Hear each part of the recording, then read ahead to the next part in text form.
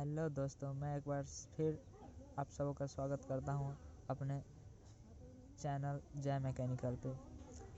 तो दोस्तों, आज से हम एक और नए सब्जेक्ट की तरफ मूव करेंगे जिसका नाम है बेसिक्स ऑफ थर्मोडायनामिक्स, जो कि पूरे के पूरे मैकेनिकल इंजीनियरिंग का जिसको हॉट बोलते हैं वो हॉट है।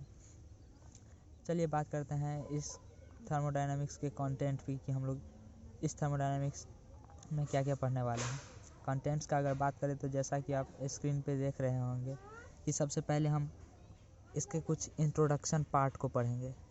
इंट्रोडक्शन पार्ट को पढ़ने के बाद हम लोग बेसिक्स कॉन्सेप्ट पढ़ेंगे, जैसे कि सिस्टम क्या होता है, सराउंडिंग क्या होता है, यूनिवर्स क्या होता है, वगैरह वगैरह।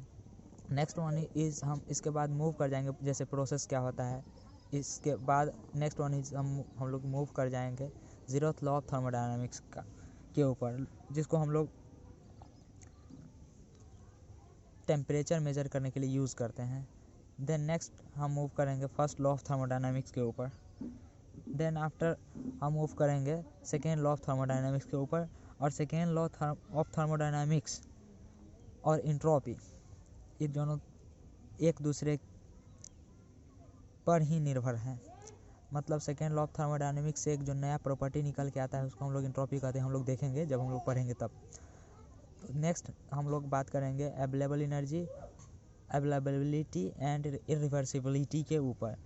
देन नेक्स्ट हम लोग बात करेंगे प्रॉपर्टीज़ ऑफ प्योर सब्सटेंस के ऊपर कि pure property of pure substance, pure substance क्या होता है, उसका pH diagram, Molière diagram, triple point diagram, UV diagram वगैरह वगैरह। उसके बाद कुछ इसमें कुछ मिसलेनियस चैप्टर्स बच जाते हैं, टॉपिक्स बच जाते हैं, जैसे कि अगर कोई दो गैस को मिलाते हैं तो उसका सीपी सीवी का वैल्यू क्या होगा, उसका आर का वैल्यू क्या होगा, इक्विवेलेंट आर का वैल्यू क्या होगा, उसका इक्विवेलेंट टेम्परेचर क्या होगा, वगैरह वगैरह। मिक्सचर्स का टेम्परेचर क्या होगा, इस सब के बारे में पढ़ेंगे। तो एक बार अगर हम आप सबों को एक ब्रीफ इंट्रोडक्शन अगर देना चाहूँ तो कुछ इस प्रकार से दे सकता हूँ। जैसे कि इंट्रोडक्शन में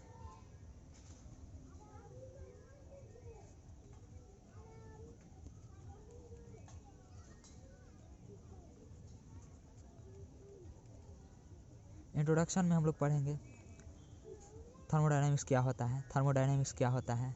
नेक्स्ट हम लोग पढ़ेंगे थर्मोडायनामिक्स का क्या उपयोग है। नेक्स्ट हम लोग पढ़ेंगे थर्मोडायनामिक्स किन चीज़ों के लिए पढ़ा जाता है, वगैरह वगैरह, यूजेस। नेक्स्ट पढ़ेंगे एप्लीकेशन। एक ब्रीफ इंट्रोडक्शन मैं आप लोगों को दूंगा थर्मोडायनामिक्स के बारे में। देन आफ्टर हम लोग मूव कर जाएंगे बेसिक्स कॉन्सेप्ट पे।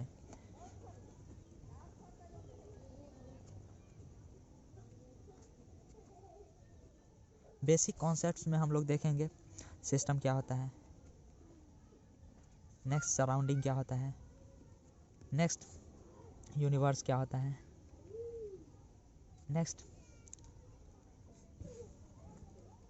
नेक्स्ट प्रोसेस क्या होता है, नेक्स्ट पाथ क्या होता है, नेक्स्ट साइकिल क्या होता है, नेक्स्ट प्रॉपर्टीज़ क्या होता है, वगैरह वगैरह।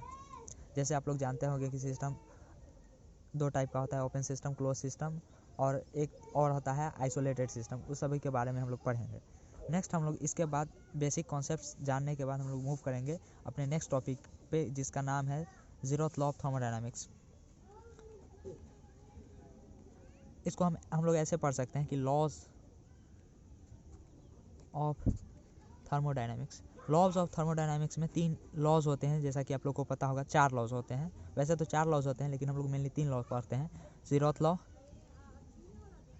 First law, second law, and एक और होता है जिसका नाम है थर्ड लॉ। ये बताता है कि किसी भी सिस्टम का मोमेंटम ज़ीरो नहीं हो सकता है, मतलब कि एब्सोल्यूट ज़ीरो केल्विन पे हम लोग नहीं पहुंच सकते हैं, वो बताता है। नेक्स्ट हम लोग पढ़ेंगे ज़ीरोथ लॉ में थर्मोमीटर के बारे में, डिफरेंट थर्मोमीटर के बारे में।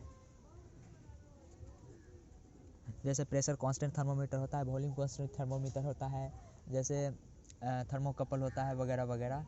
ये सब के बारे में हम लोग जानेंगे, अच्छा से जानेंगे, उसके पीछे क्या कॉन्सेप्ट है, सारा चीज़ जानेंगे। नेक्स्ट हम लोग पढ़ेंगे second law, first law of thermodynamics.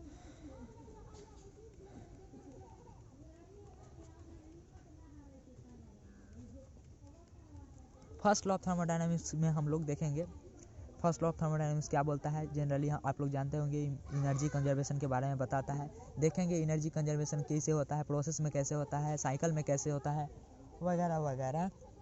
इस सारा चीज़ हम लोग फर्स्ट लॉ ऑफ थर्मोडायनेमिक्स में देखेंगे। And first law of thermodynamics में एक नया कॉन्सेप्ट निकल के आएगा जिसका नाम है इंटरनल एनर्जी, उसको देखेंगे। नेक्स्ट हम लोग पढ़ेंगे देन फर्स्ट लॉ में ही एक नया टर्म और आता है, heat and work interactions. Heat and work interactions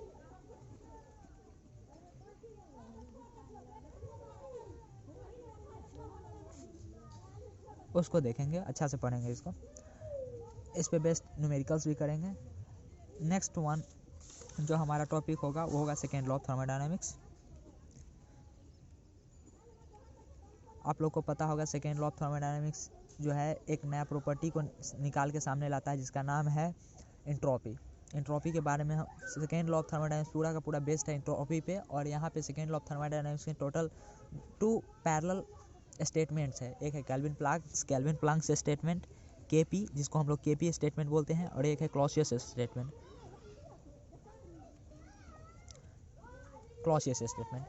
kelvin Planck's statement क्या बोलता है, क्लॉसियस स्टेटमेंट क्या बोलता है, ये जानेंगे हम लोग। जैसे हम आपको अगर एक ब्रीफ में बताना चाहे, शॉर्ट इंट्रोडक्शन देना चाहे, तो केल्विन प्लैंक्स स्टेटमेंट बोलता है it is impossible to construct any device which is working on a cycle and produces total energy into useful work, ये बोलता है ये। नेक्स्ट क्लॉसियस स्टेटमेंट बोलता है कि ऐसा करना इम्पॉसिबल है, it is impossible to construct a device which transfer energy from lower source reservoir to higher source reservoir without consuming any external work. ये सारा चीज़ हम लोग जानेंगे, क्या होता है, नहीं होता है, कैसे होता है, क्या क्लॉसियस इनक्वालिटी है, कैसे आता है, नहीं आता है, वगैरह वगैरह, एकदम टोटल कॉन्सेप्ट देखेंगे। देन नेक्स्ट हम लोग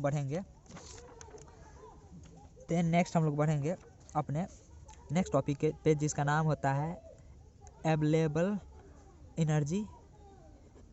इसको हम लोग एक नए नाम से जानते हैं एक्सर्जी, आप लोग जानते भी होंगे। अवेलेबल एनर्जी को एक नए नाम से जानते हैं एक्सर्जी। इसके बारे में देखेंगे। इरिवर्सिबिलिटी देखेंगे कि कोई भी सिस्टम है उसमें आप मान के चलिए एक हमारा ये सिस्टम है, एक इंजन है, हीट इंजन है। हीट इंजन किसी T1 temperature TH higher temperature से QH अमाउंट का हीट ले रहा है और ये कुछ वर्क कर रहा है, W अमाउंट का W आउट निकाल के दे रहा है, और नेक्स्ट ये कुछ रेस्ट रिजेक्ट कर दे रहा है TL टेम्परेचर पे, QL रिजेक्ट कर दे रहा है। तो हम लोग देखेंगे कि ये QL क्यों रिजेक्ट कर रहा है, हम लोग क्या ऐसा कर सकते हैं कि पूरा का पूरा क्यों नहीं कन्वर्ट कर पाते हैं इसमें। हम लोग ये सारा चीज़ देखेंगे, कैसे होता है, नहीं होता है, सारा हम लोग इसी में देखेंगे। अवेलेबल एनर्जी, उसके बाद अवेलेबिलिटी एंड इरिवर्सिबिलिटी में। नेक्स्ट हम लोग पढ़ेंगे, हम अपने अगले टॉपिक की तरफ मुड़ जाएंगे जिसका नाम है प्रॉपर्टीज़ ऑफ प्योर सब्सटेंस। आप लोग को पता होगा प्योर सब्सटेंस क्या होता है। प्योर सब्सटेंस एक वैसा सब्सटेंस होता है जो through out the system single phase में रहता है, उसको हम लोग प्योर सब्सटेंस बोलते हैं। और हम लोग जानेंगे प्योर सब्सटेंस का बहुत सारा प्रॉपर्टी होता है, प्योर सब्सटेंस कहाँ यूज़ होता है, क्या होता है, प्योर सिस्टम कैसा होता है। सिस्टम सब्सटेंस के आधार पे भी सिस्टम 2 तरीका का होता है, homogeneous system, heterogeneous system. Homogeneous and heterogeneous.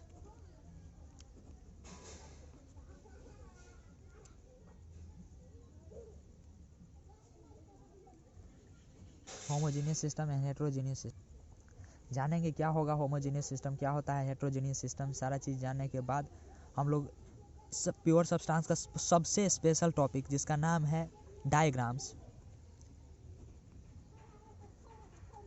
जैसे pH डायग्राम क्या होता है, TS डायग्राम क्या होता है, UV डायग्राम क्या होता है, ट्रिपल पॉइंट कहाँ पे ट्रायंगल बनता है, ट्रिपल पॉइंट कहाँ पे वाटर के लिए H2O के लिए फॉर कहाँ पे ट्रायंगल बनता है, ट्रायंगल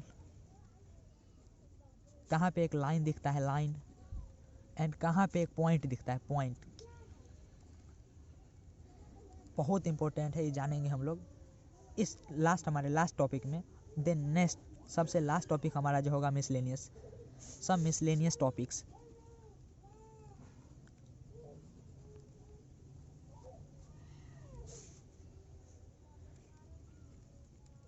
इसमें जानेंगे जैसे कि हमारे पास एक गैस है, एक कंटेनर है, इस कंटेनर में एक गैस है। हम क्या किए हैं, एक नया गैस को इसमें ला के इंटर करवाए, एक नया गैस। तो इस गैस का अपना कुछ प्रॉपर्टी होगा, प्रॉपर्टी 1 होगा इस गैस का प्रॉपर्टी 2 होगा। तो ये मिलने के बाद एक नया इक्विलिब्रियम अचीव करेगा और एक नया प्रॉपर्टी बनाएगा। उस प्रॉपर्टी को जानेंगे जैसे कि इक्विवेलेंट CP क्या होगा, इक्विवेलेंट CV क्या होगा, इक्विवेलेंट R क्या होगा, इक्विवेलेंट गामा क्या होगा, ये सारा चीज़ जानेंगे। ये वैसे उसके बाद जानेंगे सम लॉस जैसे Charles law, Boyle's law, Gay-Lussac law, temperature Charles law,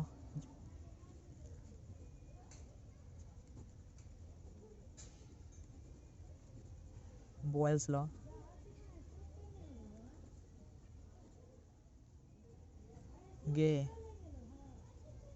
Gay-Lussac law. एक चीज़ बताना चाहूँगा कि मेरा स्पेलिंग कभी कभी मिस्टेक होता है तो उस पर आप ध्यान मत दीजिएगा। और अगर आपको ये पसंद आता है तो मेरे चैनल को सब्सक्राइब कीजिए, और अगर आप लाइक कीजिएगा तो मेरा उत्साह भी बढ़ा हुआ रहेगा और मैं आपको कोशिश करूँगा बेटर कंटेंट प्रोवाइड करने का। और एक बार फिर बताना चाहूँगा, मेरा नाम आलोक शर्मा है और मैं एक मैकेनिकल इंजीनियर हूँ। धन्यवाद।